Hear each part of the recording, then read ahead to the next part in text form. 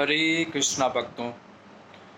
Last video में हमने discuss किया था कि नाम जप की महिमा से हम किस तरह से तरक्की कर सकते हैं, उन्नति कर सकते हैं। इसका एक आंसर मिला है, श्रीमद् भागवतम का सबसे लास्ट श्लोक है, नाम संकीर्तनम यस्य सर्व पाप प्रणाशनम प्रणामो दुख शमन तम नमामि हरिम परम। अर्थात अगर हम एक साथ सामूहिक रूप से भगवान के नाम का संकीर्तन करते हैं तो हमारे समस्त प्रकार के पाप कर्म जो है वो ख़त्म हो जाते हैं।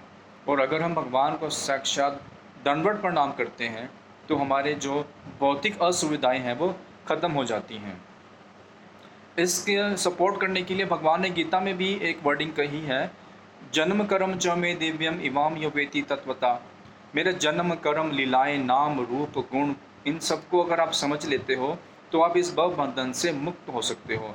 यानी कि जो हम आत्मिक शांति या रिलैक्सेशन या जो हम एक पीस सर्च आउट करते हैं उसका एक प्रोसेस या फिर कहें कि एक तरीका बताया है कि किस तरह से उसे हम हासिल कर सकते हैं। क्योंकि जितनी भी सुख सुविधाएं हम अर्जित कर लें उसके बावजूद हम देखते हैं कि हम सेटिस्फाई नहीं होने में आ रहे। तो नाम जप की पावर का हमने अहमियत समझने की कोशिश करी थी और यहाँ पर आंसर हमें मिला है श्रीमद् भागवतम के सबसे लास्ट श्लोक में, जहाँ पर ये कह रहे हैं कि हम सामूहिक रूप से अगर भगवान के नाम का जाप करते हैं तो समस्त प्रकार के पाप कर्म से हम मुक्त हो जाएंगे। अब क्वेश्चन ये है कि पाप कर्म से मुक्त होना, हमें क्या पता कि हमें पाप कर्म किए हैं कि नहीं किए हैं। इसका एक सीधा सा आंसर यही है कि जितना भी हमारे अंदर सेटिस्फैक्शन की तलाश है या फिर जो हमारे अंदर एक तड़प है वो इसीलिए है क्योंकि हमने पाप कर्म कर रखे हैं। अगर हमारे अंदर शुद्धि हो, अगर हम सत्व गुण में विराजित हों तो ऑब्वियसली हम ऑटोमेटिकली शांति को अनुभव कर सकते हैं। अब हम कहेंगे कि हम इंस्टेंटली कैसे कर सकते हैं। इंस्टेंटली हम किसी चीज़ को एकदम से नहीं कर सकते। हर चीज़ को करने का एक तरीका है, एक प्रोसेस है।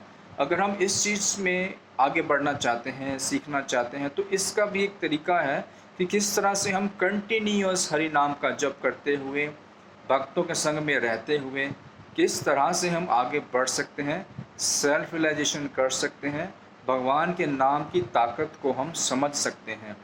इन सभी चीज़ों का एक मेथड है।